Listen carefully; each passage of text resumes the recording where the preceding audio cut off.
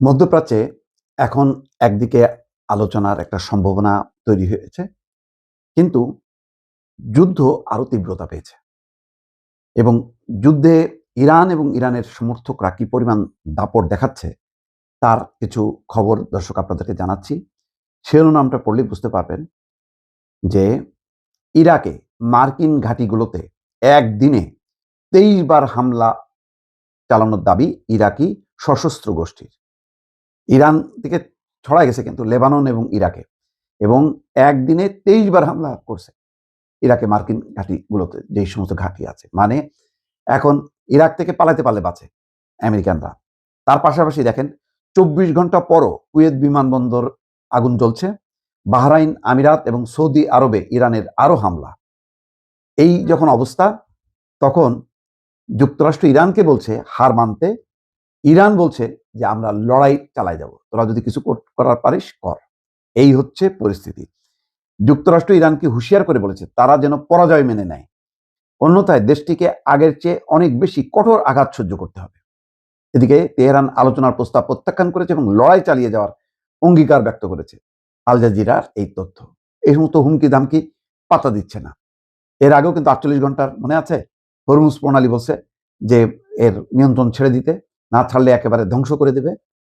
Iran কিন্তু পাত্তা দেয়নি, কারণ জানে যে এখন ট্রাম্প হচ্ছে লম্ফজম্ফ মারবে। সে কোনো রকমে একটা বিজয় হয়েছে এটা যদি দেখাতে না পারে, তাহলে তার পরাজয় আমেরিকায় নিশ্চিত, কারণ সামনে মধ্যবর্তী নির্বাচন। আর এদিকে কি হচ্ছে, এখনো কুয়েত বিমানবন্দর জ্বলছে।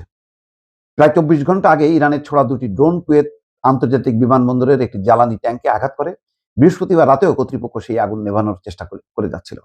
বিশ্লেষকরা বলছেন আকাশ প্রতিরক্ষা ব্যবস্থা ফাঁকি দিয়ে যখন মাত্র একটি বা দুটি ড্রোনও লক্ষ্যবস্তুতে আঘাত আনতে সক্ষম হয়, তখন ক্ষয়ক্ষতির পরিমাণ হয় ভয়াবহ।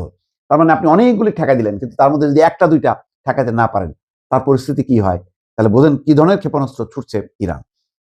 এদিকে গত কয়েক ঘন্টায় বাহরাইন এবং সংযুক্ত আরব আমিরাত সহ জিসিসি ভুক্ত দেশগুলোতে ইরানের হামলা চালানোর খবর পাওয়া গেছে। বাহরাইনের স্বরাষ্ট্র মন্ত্রণালয় বলছে মুহাররাক এলাকায় একটি স্থাপনায় লাগা আগুন সিভিল ডিফেন্স কর্মীরা নিভিয়ে ফেলেছে, সেখানে কোনো হতাহতের ঘটনা ঘটেনি। সংযুক্ত আরব আমিরাতেও বিপদ সংকেত বা সাইরেন বেজেছে। অন্যদিকে সৌদি আরব জানিয়েছে তারা তাদের পূর্বাঞ্চলীয় প্রদেশ থেকে 10টির বেশি ড্রোন হামলা প্রতিহত করেছে। দেশটির অধিকাংশ তেল স্থাপনা এই এলাকায় অবস্থিত। এই হচ্ছে অবস্থিত। আর ইরাকের সশস্ত্র গোষ্ঠী ইসলামিক রেজিস্ট্যান্স দাবি করেছে তার যোদ্ধারা গত একদিনে ইরাক এবং এই অঞ্চলের বিভিন্ন স্থানে থাকা মার্কিন ঘাঁটিগুলোতে একদিনে 23টি অভিযান চালিয়েছে, মানে 23 বার হামলা করেছে। এক বিবৃতিতে গোষ্ঠীটি জানিয়েছে এসব হামলায় তারা কয়েক ডজন ড্রোন ব্যবহার করেছে। তথ্যসূত্র আল জাজিরা। তার মানে বুঝতে পারছেন যে আলোচনার সম্ভাবনা আছে বলে ইরান চুপ করে বসে থাকবে, তার সমর্থিত ওই ইরাকের সশস্ত্র গোষ্ঠী বা লেবাননের হিজবুল্লাহরা বসে যাবে তা না। হিজবুল্লাহ একেবারে মানে ইসরায়েলের সদর দপ্তরে পর্যন্ত হামলা করছে। তার মানে আরো জোরালো করছে, যাতে কেউ না মনে করে যে ইরান এই যুদ্ধে পর্যদস্ত হয়েছে এবং তারা একদম ভেঙে চুরমার হয়ে গেছে। সেইটা যাতে মনে না করতে পারে, এই জন্য তারা হামলা জোরদার করছে।